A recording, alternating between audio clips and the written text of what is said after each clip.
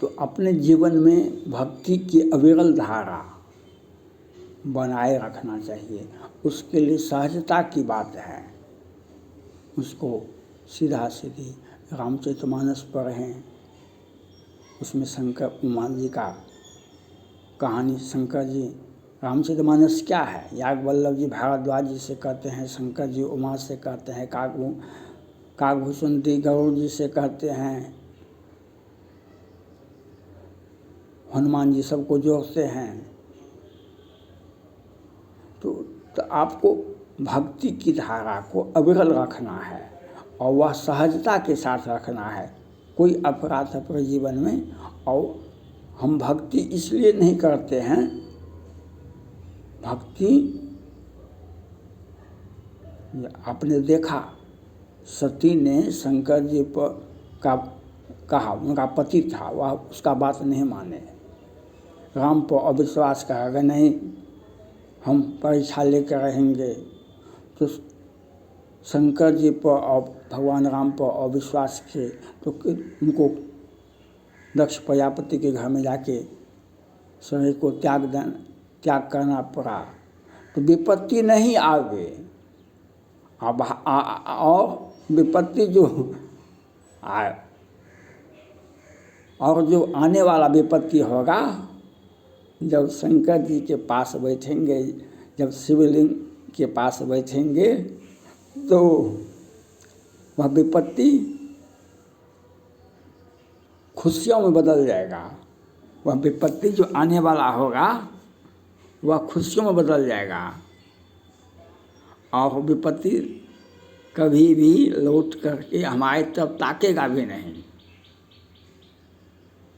तो इसलिए हमको पूजा करना चाहिए सहजता के साथ। और भगवान शिव को तांबा के लोटा में, पीतल के लोटा में काशी विश्वनाथ को जल देना चाहिए। और जहाँ जहाँ लोग जाते हैं वहाँ वहाँ तो हमको भक्ति की अविरल धारा को बनाए रखना चाहिए, वह सहजता के साथ, कोई अफरा तफरी नहीं। और नित्य रामचरितमानस का अध्ययन करना चाहिए, विनय पत्रिका का नित्य अध्ययन करना चाहिए, तभी आपके जीवन में मंगल होगा। वह कहा जाता है ना, मंगल भवन अमंगल हारी। तो अमंगल, जब मंगल पुरुष के साथ, जब शंकर जी के साथ, राम जी के साथ, हनुमान जी के साथ आप रहेंगे तो उनका साथ कैसे रहेंगे? उनका साथ रामचरितमानस के साथ रहेंगे तो हमारा अमंगल कभी हमारी तरफ आएगा नहीं। हमारा पांडव और कौरव को आपने देखा ना, पांडव को हर तरह से प्रताड़ित किया गया, हर तरह से प्रताड़ित किया गया, लेकिन इसको अर्जुन को, युधिष्ठिर को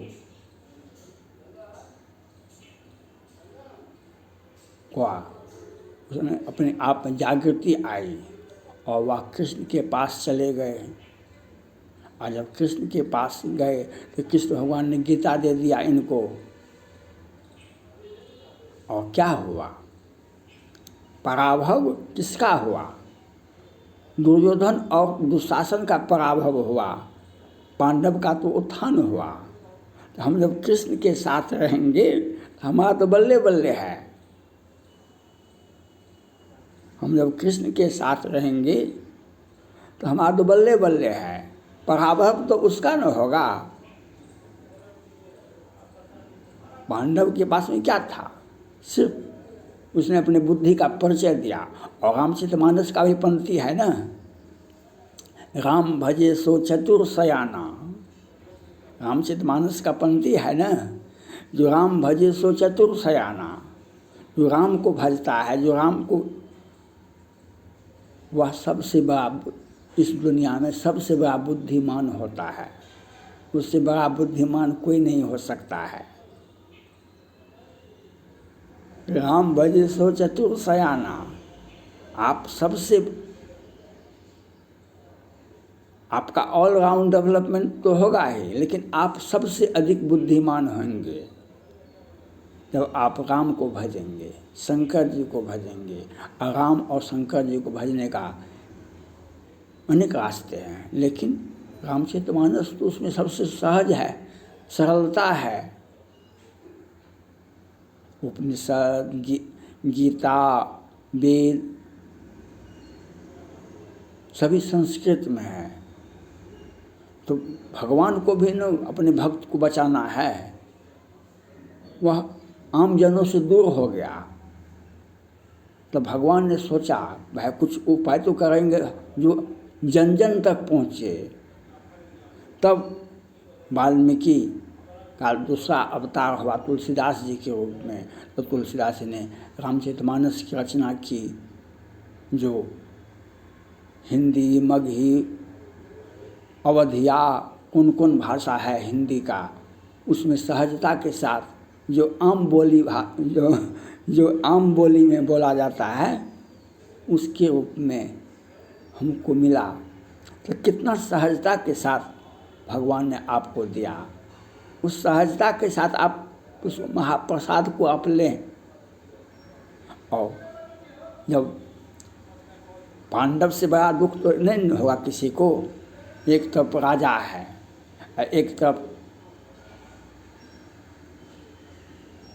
5 इतना बड़ा परिवार है और कुछ भी नहीं है। इससे बड़ा दुख तो कहीं कहीं नहीं हो सकता है। लेकिन जब अपनी बुद्धि का प्रयोग किया अर्जुन ने, धर्मराज युधिष्ठिर ने, सब पांडव ने, तो उसका बल्ले बल्ले हुआ।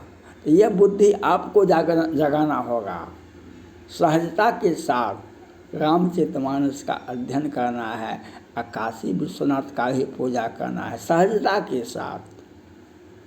तो आपको जब आप इनके साथ जुड़ेंगे, राम जी के साथ, शंकर जी के साथ, तो अपने यह सामने में ने देखा जब सती ने शंकर जी पर अविश्वास किए, मोर है न संशय जाहि, विधि विपरीत भलाई नहीं। शंकर जी ने कहा कि हम तुम्हारा पति हैं और हमारे बात को अविश्वास कर रही है, लगता है विधाता वाम हो गया है।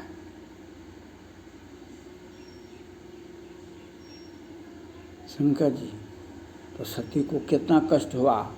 तो आपके जीवन में कष्ट नहीं हो, आपके जीवन में कष्ट नहीं हो, इसके लिए सहजता सरलता के साथ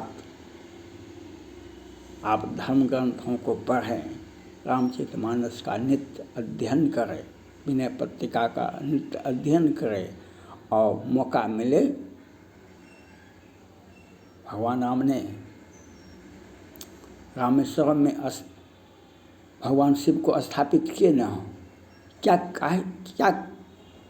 कहे भगवान राम ने, मोरे हृदय परम कल्पना, यहाँ करो शंभु थापना, जो गंगा जल आन चढ़ाई, शाश्वत मुक्ति नर पावही। भगवान राम ने कहा हमारे हृदय में कल्पना है, एक सोच है, जो हम यहाँ पर शंकर जी को स्थापित कर दें।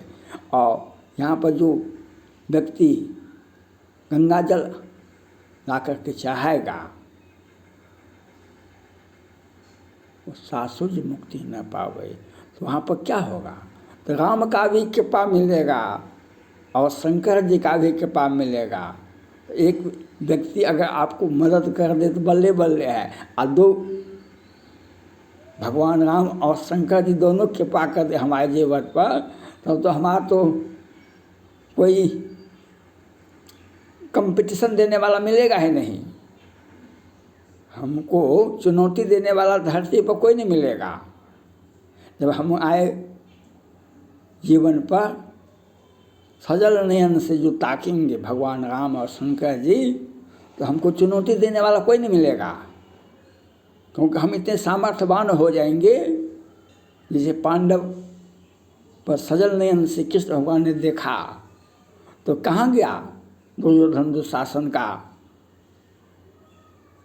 इतना बड़ा ऐश्वर्य, इतना बड़ा धन संपदा, इतना बड़ा राजा।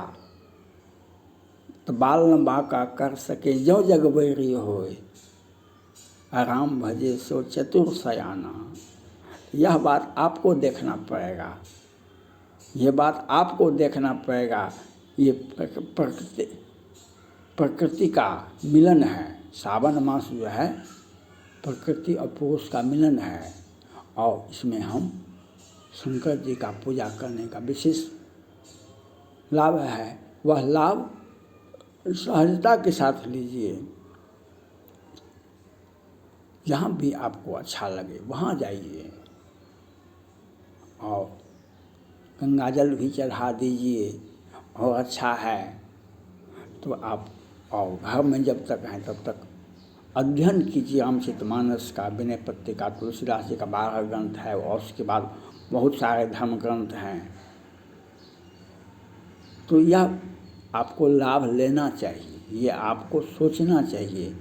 हम अति बुद्धिमान बने तो बुद्धिमान तभी बन सकेंगे जब आप राम जी के चरण के नज़दीक में बैठेंगे, शंकर जी का कहानी सुनेंगे, शंकर जी पार्वती का जी कहानी सुनेंगे। शंकर जी पार्वती जी का कहानी क्या है? रामचरितमानस है। तब आपको जीवन में बल्ले बल्ले होगा। सपने हो संकट परे की सोई, भृकुट बिलास सृष्टि ले होई। सपने हो संकट परे की सोई, भृकुट बिलास सृष्टि ले होई। जब